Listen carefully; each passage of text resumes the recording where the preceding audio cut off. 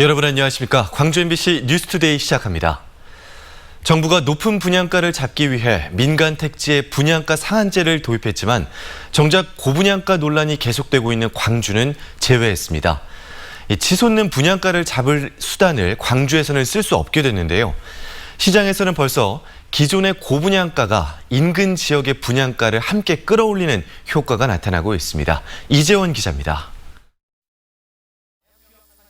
국토교통부는 민간 택지에 대한 분양가 상한제의 필수 요건으로 투기 과열지구를 제시했습니다. 하지만 투기 과열지구가 한 곳도 없는 광주에서는 민간 택지에 대한 분양가 상한제 시행이 불가능하게 됐습니다. 분양가 상한제가 시행되는 지역에서는 최고 30%까지 분양가 인하 효과를 기대할 수 있지만 광주에서는 분양가를 끌어내릴 수 있는 정책적인 수단이 하나도 없다는 얘기입니다. 투기 과열지구 지정 요건에 대해서도 좀 더 세밀하게 검토를 하고 저희 시의 종합적인 그 방안에 대해서 대책을 세워야 할 것 같습니다.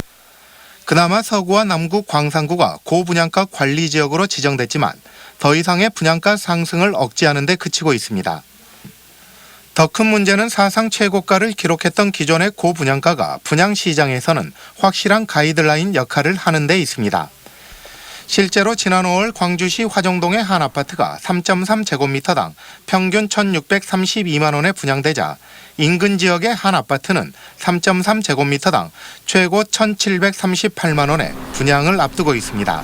분양가 상한제는 시장 군수가 지정을 요청하면 시행할 수 있도록 입법안이 수정되어야 되겠습니다.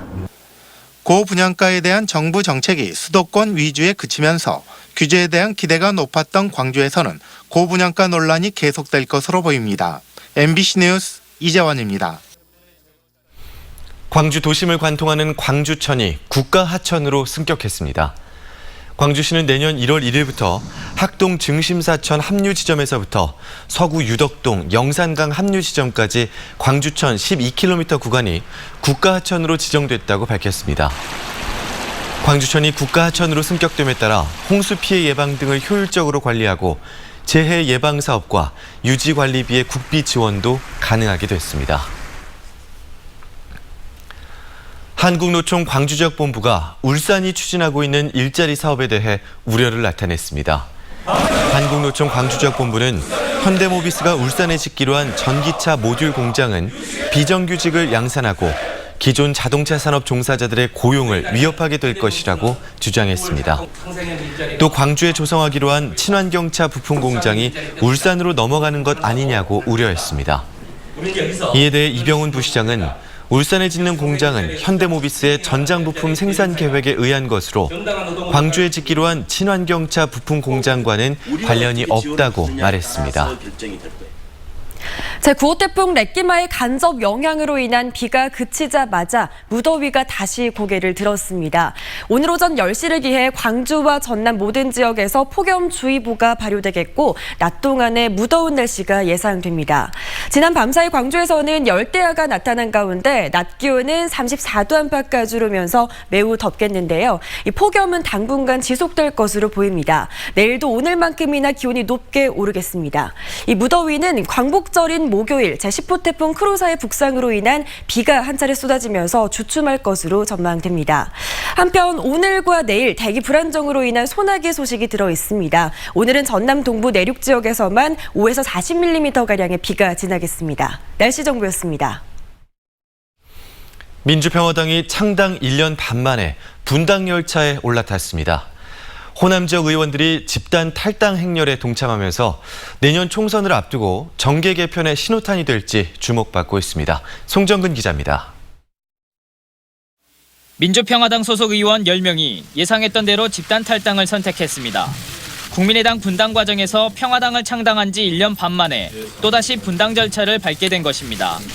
탈당을 선언한 변화와 희망의 대한정치연대 소속 의원들은 기득권 양당 체제를 극복하고 제3정치 세력을 결집시켜 새로운 대한신당을 만들겠다고 선언했습니다. 대한신당은 무엇보다도 국민의 실생활에 필요한 개혁적이고 합리적인 정책 대안을 발굴 제시하는 정책 정당이 될 것입니다. 평화당 탈당 행렬에는 박지원, 천정배, 장병환 의원 등 호남 지역 의원 대부분이 포함됐고 김경진 의원은 독자 행보를 위해 탈당했습니다. 또 이들과 뜻을 함께하는 지역위원장과 당직자들도 탈당에 가세했습니다. 반면 평당원 협의회는 탈당 의원들이 패거리 정치를 자행하고 있다며 흔들림 없이 평화당 깃발을 지키겠다는 호소문을 냈습니다. 자성과 성찰은 없고 당원들을 콧노래하여 이리저리 더 이상 질질 끌고 다니려는 오만과 착각을 버리시길 바란다. 평화당 탈당 의원들은 바른미래당이나 무소속 의원 등 옛 국민의당 정치인들을 결집해 1차적으로 세력을 확장시킬 것으로 예상됩니다. 하지만 이런 시도는 내년 총선용으로 비칠 가능성이 높다는 점에서 이들 의원들이 기득권을 내려놓고 얼마나 파괴력 있는 인물을 영입하느냐에 따라 야권발 정계 개편의 성패가 갈릴 것으로 전망됩니다. MBC 뉴스 송정근입니다. 내년 총선을 앞두고 더불어민주당 광주 전남 지역 당원이 크게 증가한 것으로 나타났습니다. 민주당 광주시당은 지난 4월부터 석 달여 동안 입당 원서를 접수한 결과 6만여 명이 당원 자격을 획득했다고 밝혔습니다. 당원 자격을 얻은 신청인은 내년 2월까지 6달 동안 당비를 납부하면 권리당원으로서 투표권을 갖게 됩니다. 민주당 전남도당도 당가입 신청자 가운데 6만여 명이 새롭게 당원 자격을 얻었다고 밝혔습니다.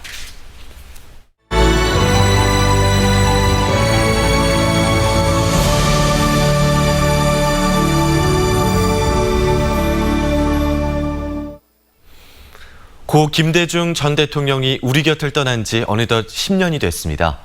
광주 MBC는 서거 10주기를 맞아 김 전 대통령의 삶과 가치를 재조명하는 기획 보도를 마련했는데요. 오늘은 그 첫 순서로 한국 민주주의 역사의 큰 별이었던 김 전 대통령의 삶을 되돌아보겠습니다. 이기상 기자입니다. 40대 기술론을 기치로 대통령 박정희에 맞섰던 야당 정치인 김대중. 유신 독재를 끝장내겠다며 고군분투했지만 그 벽을 넘지는 못했습니다. 1980년 총칼을 앞세운 전두환과 신군부가 광주를 피로 물들였고 주동자로 지목된 김대중은 내란 음모죄로 사형을 선고받았습니다. 김대중이를 체포해가지고 민주주의를 사랑하고 불출한 이 사람을 지지해 주신 광주 시민을 도발했습니다. 죽을 고비를 넘기고 투옥과 가택연금, 망명생활에도 불구하고 김대중이 지키고자 했던 것은 바로 대한민국의 민주주의였습니다. 양김 단일화 실패와 3당 합당 등으로 연이은 대통령 선거에서 고배를 마셨던 김대중. 마침내 1997년 대통령에 당선돼 헌정 50년 만에 수평적 정권 교체를 이루었습니다. 잘못은 지도층들이 저질러 놓고 고통은 죄 없는 국민이 당한 것을 생각할 때 한없는 아픔과 울분을 여름과 같이 금할 길이 없습니다.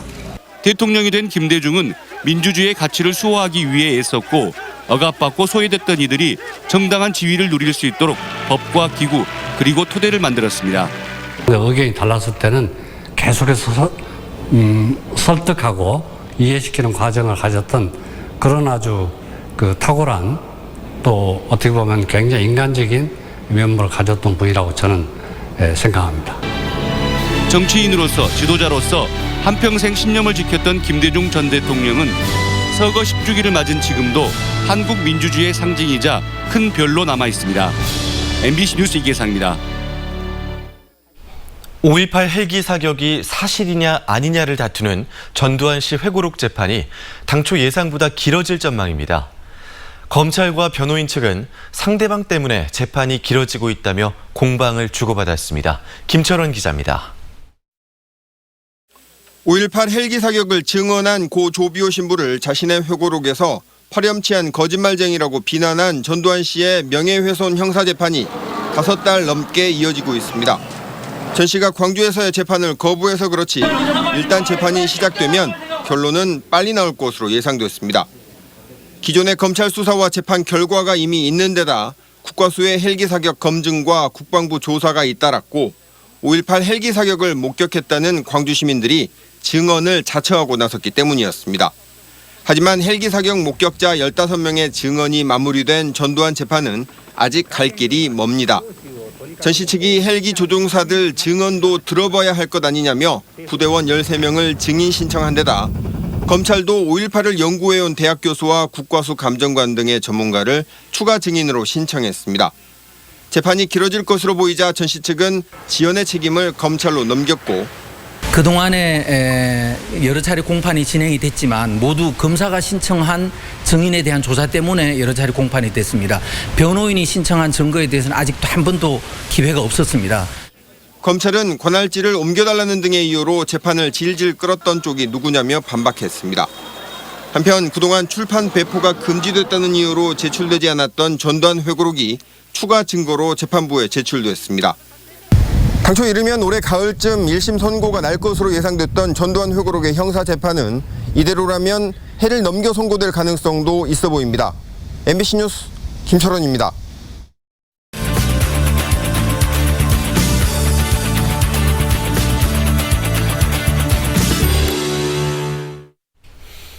민간 아파트 분양가 상한제 적용 지역에서 광주는 제외됐다는 보도 앞서 전해드렸습니다. 오늘 정진석 경제평론가와 함께 좀 더 자세한 이야기 나눠보겠습니다. 안녕하십니까? 네, 안녕하세요. 네, 우선 어제 발표된 아파트 분양가 상한제 개정안 어떻게 바뀌었는지 소개해 주시죠. 민간 택지의 이제 분양가 상한제를 적용한다는 어제 개정안이 국토부 11시 발표가 있었는데요.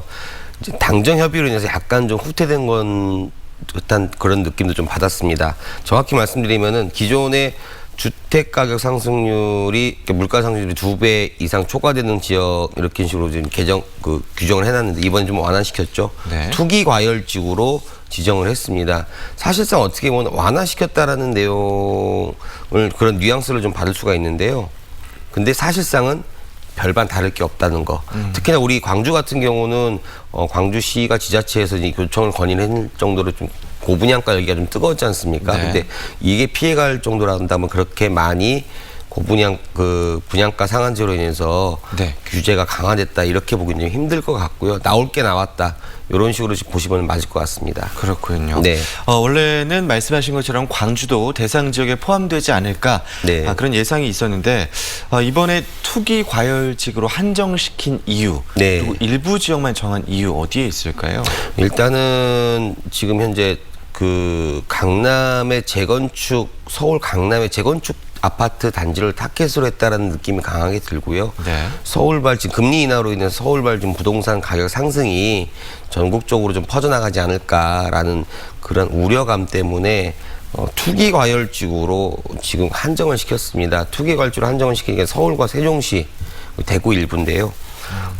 요 이유는 이제 그런 어떻게 보면은 부동산 가격은 정부가 공익 우선이라는 그런 메시지를 시장에 정확히 준 거고요. 부동산만큼은 잡겠다라는 그러한 시그널을 정확히 준 정책이라고 볼 수가 있겠습니다. 네, 부동산 가격은 공익이 우선이다라는 시그널을 보냈다라고 말씀을 해주셨습니다. 광주 아파트 시장의 양극화가 심하지 않습니까? 고분양가 논란이 끊이지 않고 있는데요. 어떻게 될까요? 사실 어떻게 보면은 이번에 분양가 상한제로 인해서 풍선 효과가 오히려 좀 우려되는 그러한 상황입니다. 우리 지역 같은 경우는요. 물론 이제 10월 달까지 국토부에서는 광주를 좀 지켜보자라고 이제 그런 말씀을 하셨지만은 10월 달까지 뭐 가격이 뭐 급반등하거나 이제 투기 과열지구로 지정되면 과열되거나 이제 그러지는 못하거든요. 현재 통계 지표상이요. 이런 걸로 봤을 때 광주는 앞으로 오히려 그 분양가 상한제로 인해서 외부 자금이라든지 투기 자본이 광주로 오히려 유입될 수 있는 그러한 여건을 오히려 잘 갖춰줬다라고 보시는 것이 맞을 것 같습니다. 아마 6개월 뒤, 7개월 뒤부터는 이러한 효과가 나타나지 않을까 그렇게 예상들 하고 있습니다. 네, 이 민간 택지 분양가 상한제가 10월부터 시행이 되는 것으로 알고 있는데요. 뭐 전국적으로나 아니면 광주 지역 부동산 시장에 어떤 변화가 있을지 한번 정리를 해주시고 오늘 인터뷰 마무리하시죠. 사실 그 민간 택지 분양가 상한제는 현재 지금 현 정부가 추진하고 있는 경기 부양책과는 서로 정반대의 정책입니다. 지금 최근에 금리 인하가 됐고 앞으로도 금리 인하가 예고돼 있는 상황에서 어떤 이런 금리 인하가 경기 부양에 주는 효과를 상쇄할 수 있는 정책이다라고 지금 저는 보고 있고요. 두 번째로는 부동산 시장의 여파는 아무래도 서울 쪽 부동산은 계속 지금 전매 제한 기간 연장이라든지 그러한 얘기들을 계속 하고 있는데 안전자산 선호 심리는 더욱더 심화될 거라고 보여져서 앞으로도 전국적이나 우리 지역적으로나 초양극화 시대로 점점 더 재촉을 하는 것 같아서 좀 안타까울 뿐입니다. 네, 알겠습니다. 오늘 정재석 경제평론가와 민간아파트 분양가 상한제 개정안에 대해서 이야기 나눠봤습니다. 오늘 말씀 고맙습니다. 네, 감사합니다.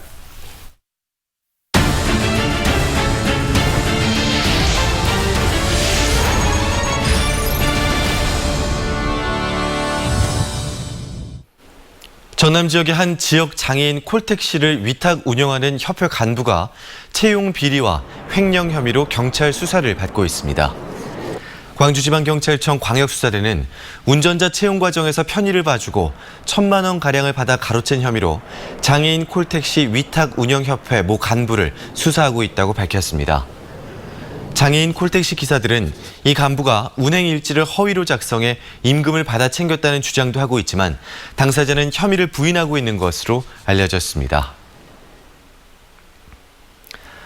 전남지방경찰청이 80대 실종자를 발견해 생명을 구한 육군 31사단 신동철 중사와 라혜진 일병에게 표창장을 수여하고 수색견 로사도 격려했습니다. 신 중사 등은 지난 2일 해남의 한 야산에서 폭염 속에 탈진해 있던 80대 노인을 실종 나흘 만에 발견해 생명을 구했습니다. 시청자 여러분, 국민교육 헌장을 기억하십니까? 박정희 전 대통령이 국민교육의 지표로 선포를 했다가 이후 민주화가 이루어지면서 국가주의 교육의 잔재라는 비판을 받으며 역사 속으로 사라졌었죠. 그런데 이 국민교육 헌장을 새긴 조형물들이 전국 곳곳에 남아있어서 논란이 되고 있습니다. 강소영 기자입니다. 여수 해상 케이블카 탑승장과 연결된 자산공원. 관광객들이 오가는 공원 한켠에 비석이 서 있습니다. 자세히 들여다보니 1970년 세워진 이 비석은 국민교육헌장의 내용을 담고 있습니다. 국민교육헌장은 1968년 국가의식 등 국민정신의 기반을 다지기 위해 박정희 전 대통령이 선포했습니다. 하지만 민주화 이후 국가가 국민들의 정신을 획일화한다는 비판이 잇따랐고 1990년대 들어 교과서와 정부의 공식 행사에서 사라졌습니다. 그런데도 국민교육헌장에 담은 비석은 여수 자산공원뿐만 아니라 서울 어린이대공원과 부산 용두산공원 등 전국 곳곳의 공공시설에 산재해 있는 것으로 드러났습니다. 국민교육헌장비에 대한 시민들의 의견은 엇갈립니다. 유신의 잔재인 만큼 교육 목적을 위해 공공장소에서 없애야 한다는 의견도 있지만 헌장이 이미 사문화된 가운데 산업화의 단면을 보여주는 역사물을 굳이 없앨 필요는 없다는 의견도 있습니다. 민주화가 이루어지지 않은 시대에 만들어진 거기 때문에 우리 아이들의 그 정확한 민주 교육을 위해서는 이게 좀 없어져야 될 것 같아요. 지금까지 우리 대한민국이 오는 그 과정에 큰 역할을 했다고 생각을 합니다. 또 그런 부분에 대해서는 역사로 인정해야 된다. 여수시 공원관리부서는 논란이 커지자 국민교육헌장비의 관리 주체인 민간봉사단체에 이 같은 사안을 전달하겠다고 밝혔습니다. 국민교육헌장비 존폐에 대한 의견이 아직은 분분한 가운데 논의가 필요하다는 목소리가 커지고 있습니다. MBC 뉴스 강소영입니다. 청년 일자리가 사회적 관심사로 떠오르면서 다양한 청년 창업 지원 사업이 선보이고 있습니다. 특히 고령화가 심각한 농어촌 지역에서 새로운 시도들을 하고 있는데요. 성공까지 갈 길은 멀기만 합니다. 박영훈 기자가 취재했습니다. 결혼과 함께 농촌 생활을 시작한 지 9년, 은선 씨는 지난달 고심 끝에 창업을 했습니다. 청년 사업 지원을 받아 10개 점포가 들어선 청년몰에 입점한 겁니다. 저는 무화과를 가지고 농사를 하고 있는데요. 적은 평수의 무화과 농장을 가지고 있습니다. 이 무화과를 가지고서 가공품으로 하고 싶은데 이 가공품을 판매할 수 있는 오프라인 쪽을 알아보다가 이쪽에 청년 창업을 위한 창업몰이 생긴다 해서 지원을 하게 됐습니다. 지난해 말 문을 연 또 다른 농촌 지역 창업 점포에서도 5명의 청년들이 꿈을 키우고 있습니다. 지원을 받아 시작은 했지만 가게 운영이 생각만큼 쉽지가 않습니다. 그러니까 당장의 손님들을 끌어모으고 그 싸게 사는 그런 제품을 파는 게 아니기 때문에 그게 생각보다 많이 힘들더라고요. 인파가 많지 않은 농촌 지역 특성 때문에 주말과 휴일 등 특정한 날이 아니면 손님들의 발길을 거의 찾아보기 힘듭니다. 다양한 장점과 성공 가능성에도 아직 홍보가 부족하고 주차 공간 등 편의시설 역시 열악한 곳이 많습니다. 또한 사전 상권 분석 등이 제대로 이루어지지 않아 시행착오를 겪고 있습니다. 지자체까지 나서 관광과 문화복지 등 지역사회와 연결하는 방식을 고민하는 이유가 여기 있습니다. 시골적 인구가 없고 해서 여러 가지로 그 문제점이 있는데 홍보를 통해서 또는 청년들이 그 즐길 수 있는 그런 문화 관광을 통해서 해결해 가고자 그렇게 하고 있습니다. 목포와 순천 등 도시에서도 개장 1년이 안 된 점포들이 폐업하면서 농촌 지역 역시 미래를 장담하기 어려운 상황. 청춘 창업이 보다 나은 단계로 나가기 위해서는 지역과 이용객들의 특성 조사, 구체적인 창업과 모니터링 프로그램, 홍보 강화 등 한계를 넘어서는 획기적인 노력이 필요하다는 지적입니다. MBC 뉴스 박영훈입니다. 올해로 10회째를 맞는 월드뮤직 페스티벌이 오는 15일부터 사흘 동안 국립아시아문화전당에서 열립니다. 이번 ACC 월드뮤직 페스티벌에는 헝가리와 핀란드, 모로코 등 총 9개 나라에서 14개 팀이 참여해 클래식과 재즈, 플라멩코 등 다양한 장르의 음악을 선보입니다. 또 국내 아티스트 지원 프로그램에 선정된 8개 그룹도 축제 기간 동안 개성 있는 무대를 선보일 예정입니다. 오는 18일 쌀의 날에 맞춰 농林축산식품부와 농협이 광주 기아 챔피언스 필드에서 기아 타이거즈와 함께 쌀의 날 기념 행사를 열기로 했습니다. 이날 행사에서는 이계호 전 농식품부 장관이 기아 타이거즈 주장 안치홍 선수에게 쌀 818kg을 전달하고 기아는 전달받은 쌀을 연말에 소외계층에게 나눠줄 예정입니다. 쌀의 날은 쌀을 생산하기 위해서는 818번의 손길이 필요하다는 의미를 담아 지난 2015년에 지정됐습니다.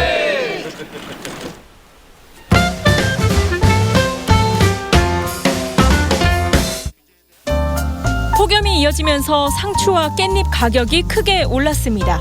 한국농수산식품유통공사에 따르면 9일 기준 광주 양동시장에서 판매된 상추의 소매 가격은 100g 기준 1,300원 선, 한 달 전보다 400원가량 올랐고 깻잎은 전달보다 700원 오른 1,700원에 거래되고 있는데요. 920원에서 1,890원가량으로 가격이 형성된 돼지고기는 수입 물량이 늘어서 당분간 고깃값보다 채소값이 더 높은 상황이 이어질 전망입니다. 전남대 도서관에서 문화공간 답사부터 책 출판까지 함께하는 인문 글쓰기를 운영합니다. 8월 23일부터 11월 6일까지 매주 금요일 오전 10시부터 2시간 동안 무료로 진행되는데요. 관심 있는 사람은 전남대학교 도서관에 전화하거나 누리집에서 신청하면 됩니다. 15일 광복절날 남구 주월동 푸른길 공원에서는 저녁 7시 30분부터 친일 항일 음악회가 마련됩니다.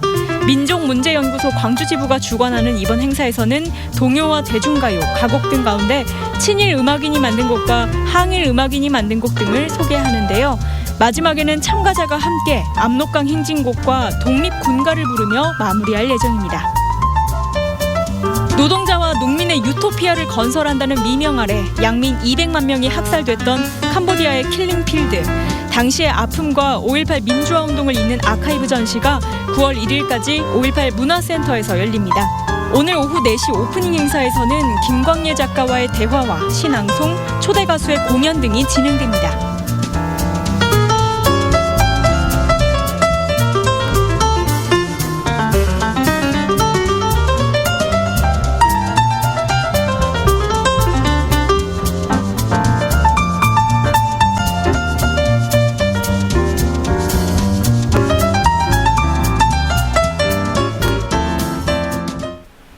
오늘부터는 더위가 더 심해지겠습니다. 오늘 오전 10시를 기해 광주와 전남 모든 지역에서 폭염주의보가 발효되겠고 낮 기온이 높게 올라 매우 덥겠습니다.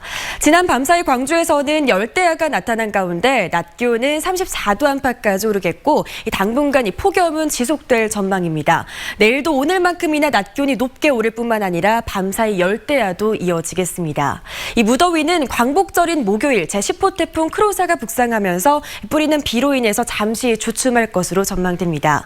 한편 오늘과 내일은 대기 불안정으로 인한 소나기 소식이 있습니다. 오늘은 전남 동부 내륙 지역에서만 5에서 40mm가량의 소나기가 지나겠고요. 내일은 광주와 전남 내륙 곳곳에서 소나기가 지나겠습니다. 갑작스러운 소나기에 주의하시기 바랍니다. 오늘은 열대저압부의 영향권에서 벗어나서 점차 북태평양 고기압의 가장자리에 들겠고 가끔 구름 많은 날씨가 이어지겠습니다. 밤사이 열대야가 나타난 광주의 아침 기온 25.8도로 시작하고 있고요. 한낮 기온은 34도 안팎까지 오르겠습니다. 목포의 낮 기온은 33도, 완도도 32도로 해안 지역을 중심으로도 30도를 웃도는 더운 날씨가 이어지겠고요. 순천의 낮 기온은 34도로 전망됩니다. 바다의 물결은 전해상에서 최고 2.5m로 조금 높게 일겠습니다. 이번 주 목요일 비가 지나면서 기온은 잠시 내림세를 보일 전망입니다. 날씨 정보였습니다. 이상으로 광주 MBC 뉴스투데이를 마칩니다. 함께해 주신 여러분 고맙습니다.